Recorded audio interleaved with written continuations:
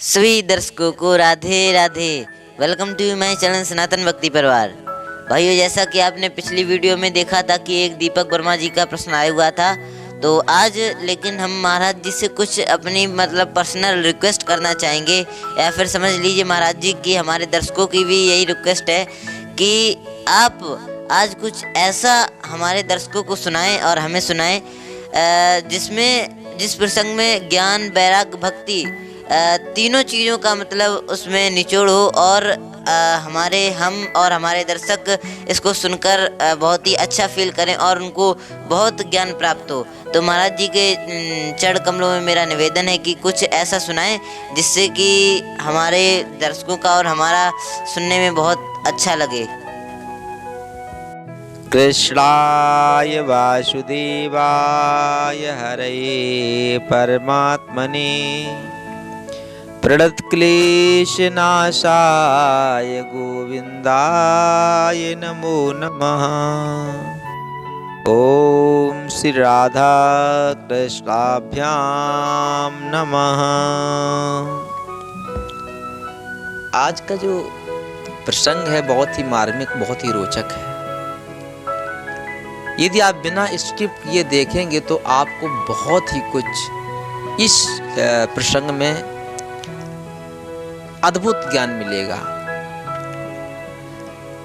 गुलशन सनातनी ने कहा कि आज कुछ ऐसा सुनाओ जिसमें बहुत कुछ कम शब्दों में भरा हो।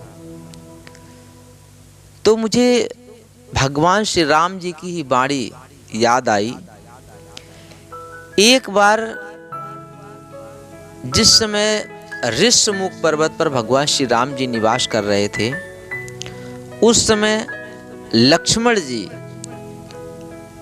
साथ में हैं और एक सुंदर सी फटिक शिला, बहुत ही सुंदर शिला पर बैठे हैं दोनों भाई और आपस में चर्चा करते हैं। बड़ा सुंदर चौपाई है। कहते अनुज सने कथा अनेका, भगति बिरति नपो नीति विवेका।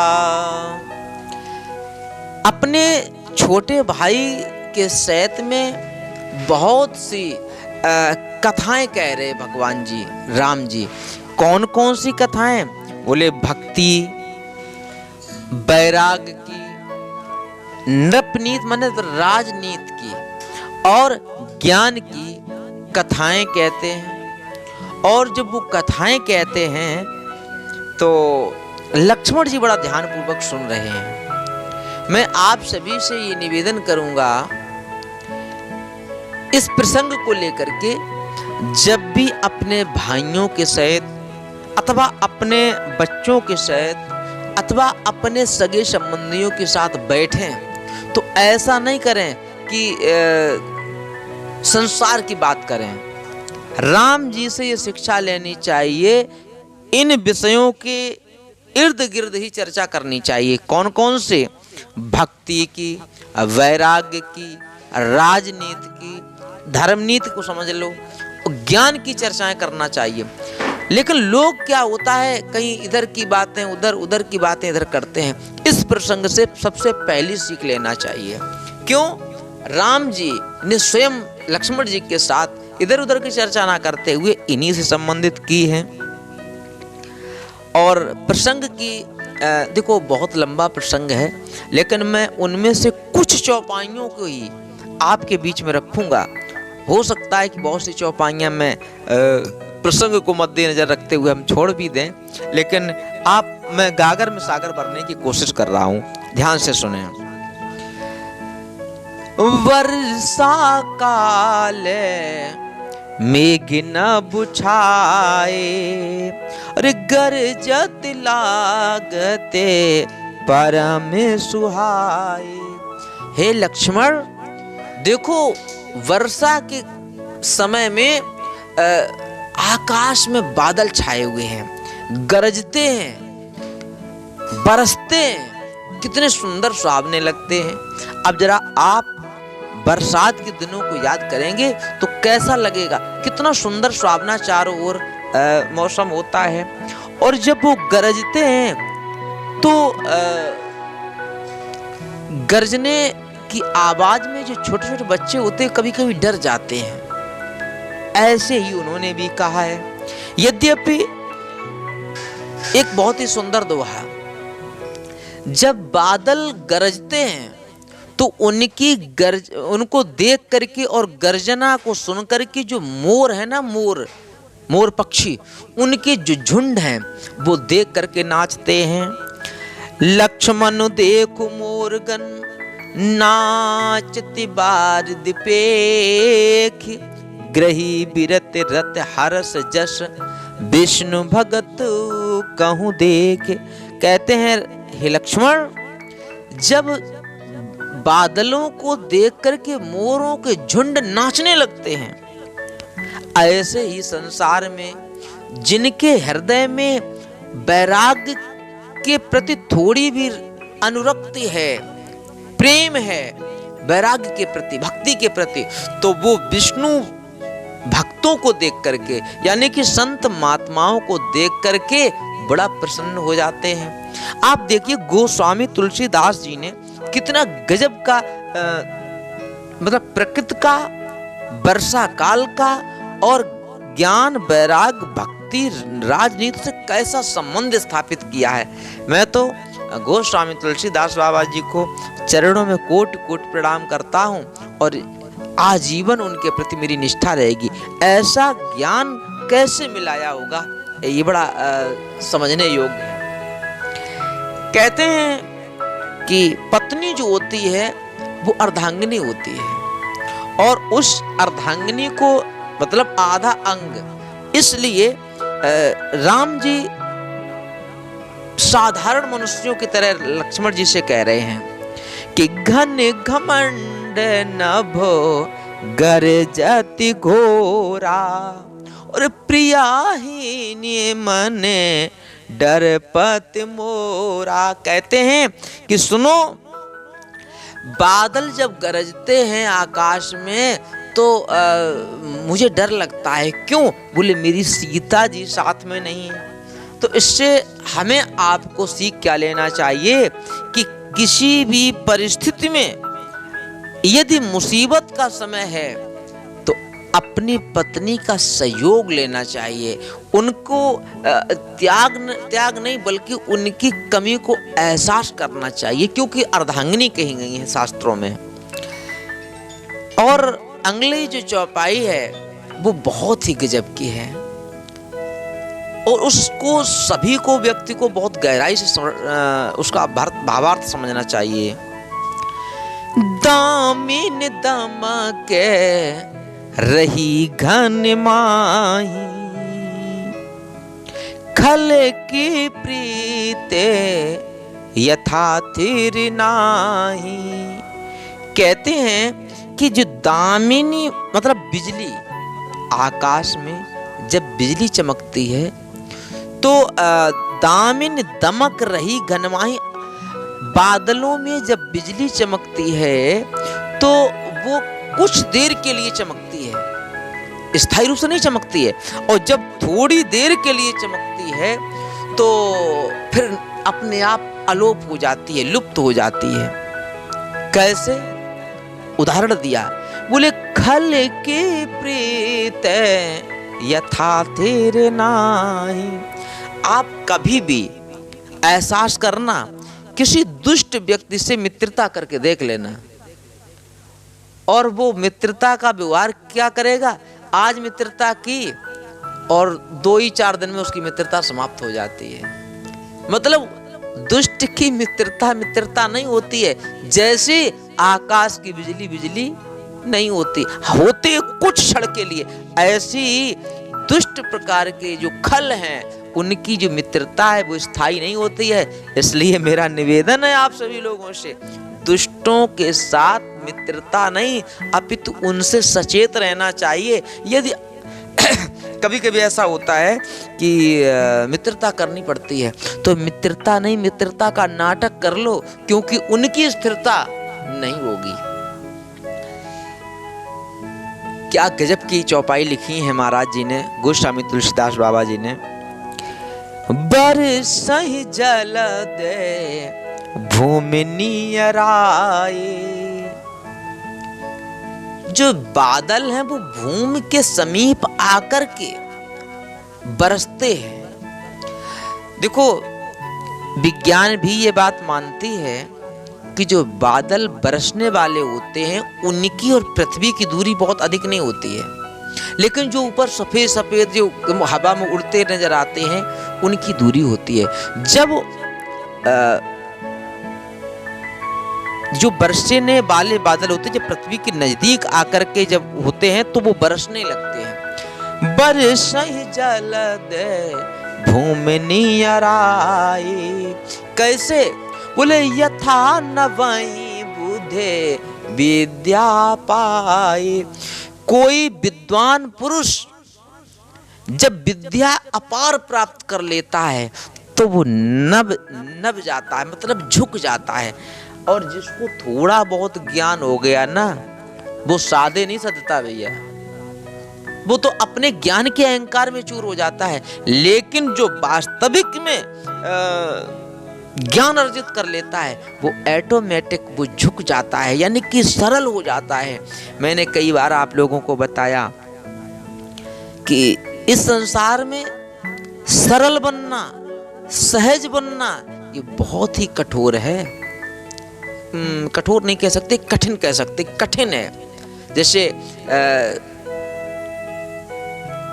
आपके गाल पर कोई दो तमाचा मार दे, ऑटोमेटिक है आप प्रत्युत्तर मुझको एक दो घूंसा मार देंगे। क्यों? बोले उसने मुझे क्यों मारा। लेकिन यदि यहीं पर कोई विद्वान पुरुष होगा तो वो तमाचा ना मार करके शांत हो जाएगा। क्यों? पता नहीं किस लिए मारा, हम अपनी प्रतिक्रिया उसको उसमें क्यों दें, यानी कि वो सहज हो जाता है, सरल हो जाता है। और ये सहज और सरलता ही विद्वानों की असली पहचान होती है। तो बहुत ही सुंदर प्रसंग है।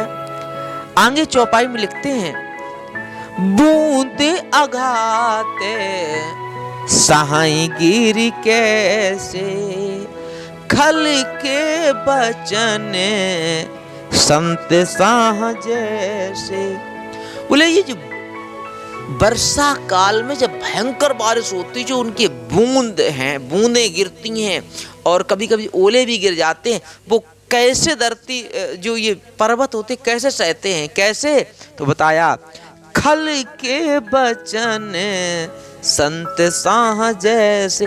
जैसे दुष्टों के वचन, दुष्टों की वाणी संत लोग सह जाते हैं। इसलिए हम तो बस यही कहेंगे, साधु संतों से कभी भी कटु भाषा नहीं बोलनी चाहिए।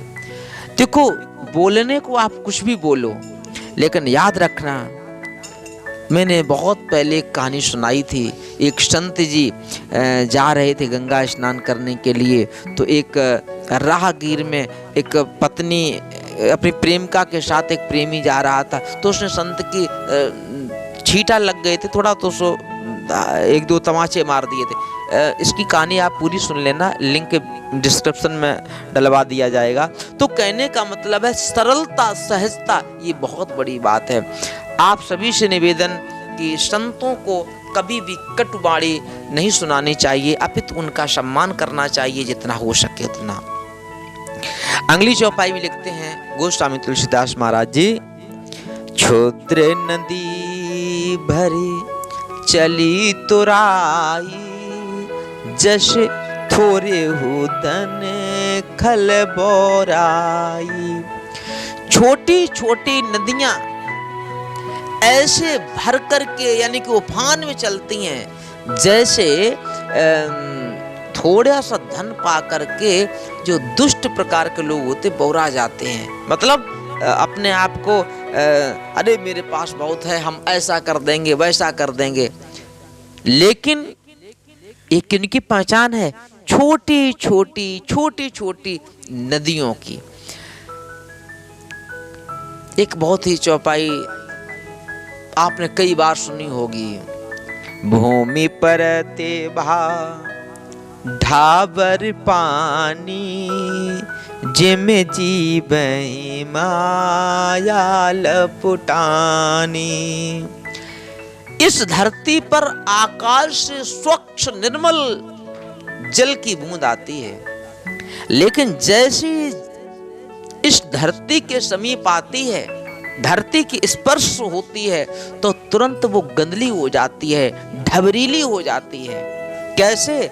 जैसे जब जीव का जन्म होता है तो वो शुद्ध सात्विक प्रकार से आता है, लेकिन जैसे धरती पर आया तो उसको माया जकड़ लेती है।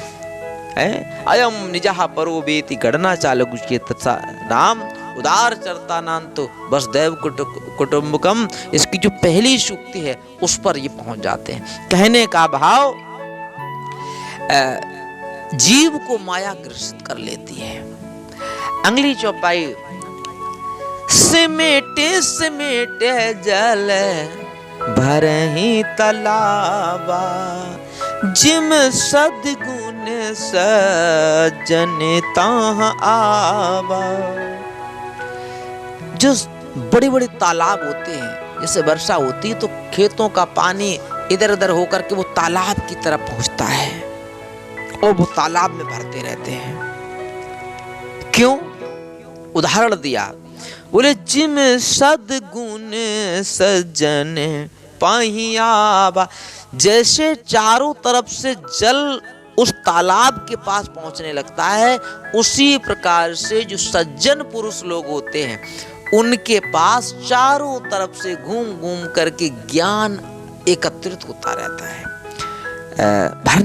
भरना चाहिए, ज्ञान को संग्रह करना चाहिए। सरिता जल जल निधि महु जाई, हो अचल जिम जीविहर पाई। बड़ी बड़ी नदियां, छोटी छोटी नदियां बड़ी नदियों में समाहित हो जाती हैं और बड़ी नदियां अंत में जाकर के जलध में जाकर के, यानी कि जलनिधि कहते हैं समुद्र को, उसमें जाकर के विलीन हो जाती हैं। समुद्र ना कभी बढ़ता है ना घटता है, उसमें विलीन हो जाती हैं। भाव मेरा समझिएगा, हमारा नहीं, गोस्वामी जी का। हो अचल जिम जीविहर पाई। कैसे समा जाती है वो, कैसे विलीन हो जाती है? जैसे कोई संसार में भगवान का जो भक्त है, जीव है, वो परमात्मा में विलीन हो जाता है। अब इस विषयों पर हमारे यहाँ दिव्य सत्संग होता है।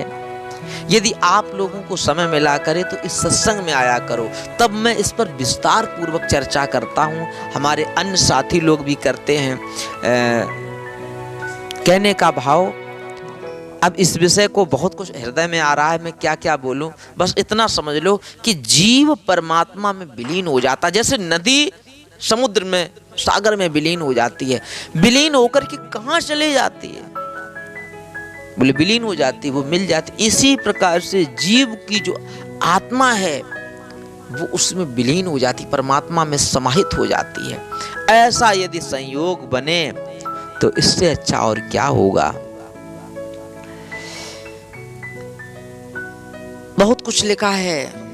जब जल बरसता है तो चारों तरफ धरती में हरी भरी हरियाली, फसलें बोई जाती हैं।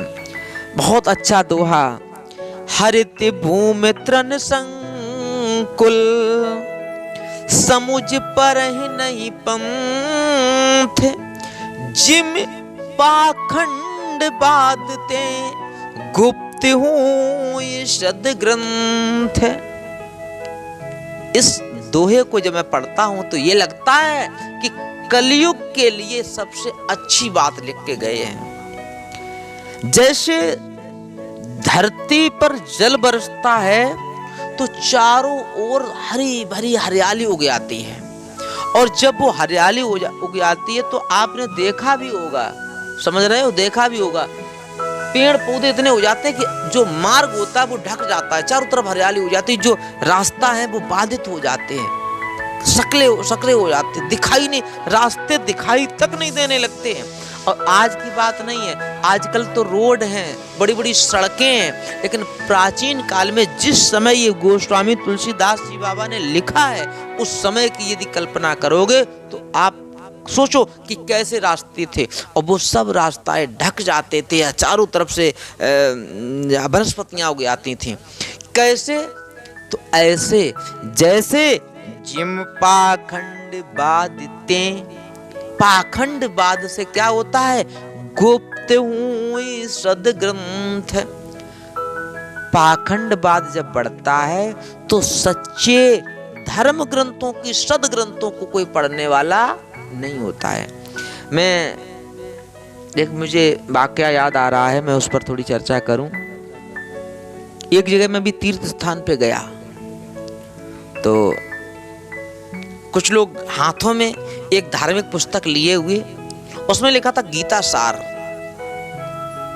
तब हमारे साहित्य में रखी है कहीं, अब मैं आपको दिखा सकता था, लेकिन अब ढूंढने में टाइम लग जाएगा। तो गीता सार छोटी सी पुस्तक थी और दे रहे थे। मैंने क्या हुआ कि वहां कुछ मुझे अच्छी सी कोई वस्तु नजर आई, तो मैंने उसकी तस्वीर खींचना चाहा, और उसने ये समझा, या बांटने वाले ने, कि ये हमारी तस्वीर ले रहा है। तो उसने तुरंत ही रोका, वीडियो नहीं बनाओ, वीडियो नहीं बनाओ। हमने, भैया वीडियो नहीं बना रहे, सामने वो बहुत अच्छा दृश्य था, हम बता नहीं सकते, बिहारी जी की बड़ा अच्छा सुंदर तस्वीर थी। तो बोले नहीं।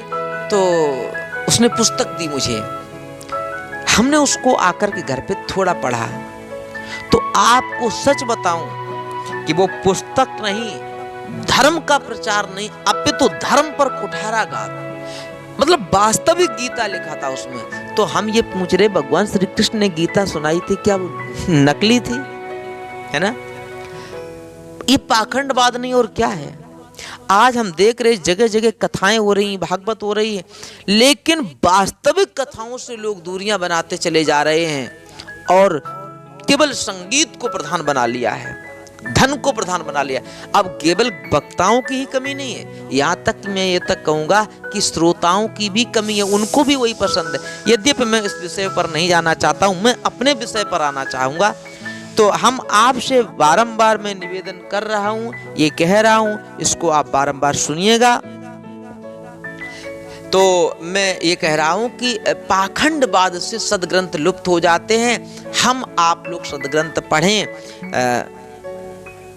बहुत से जो वर्तमान में ग्रंथों का निर्माण अलग अलग तरीके से संस्थाएं कर रही हैं, उनसे बचे रहें।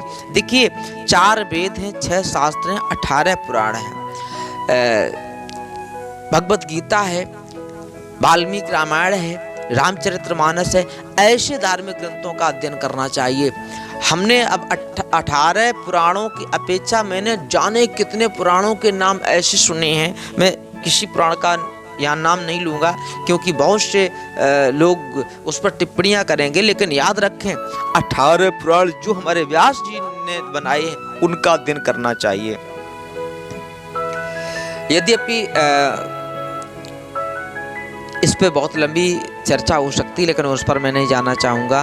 और अब चौपाइयाँ तो बहुत हैं, मैं अब एक वीडियो में बहुत लॉन्ग हो जाएगा, इसलिए मैं एक में चौपाई पढ़ रहा हूँ, उसके बाद में फिर मैं दूसरा पार्ट लेकर आऊँगा और उसको आप जरूर सुनना, बहुत आनंद आएगा।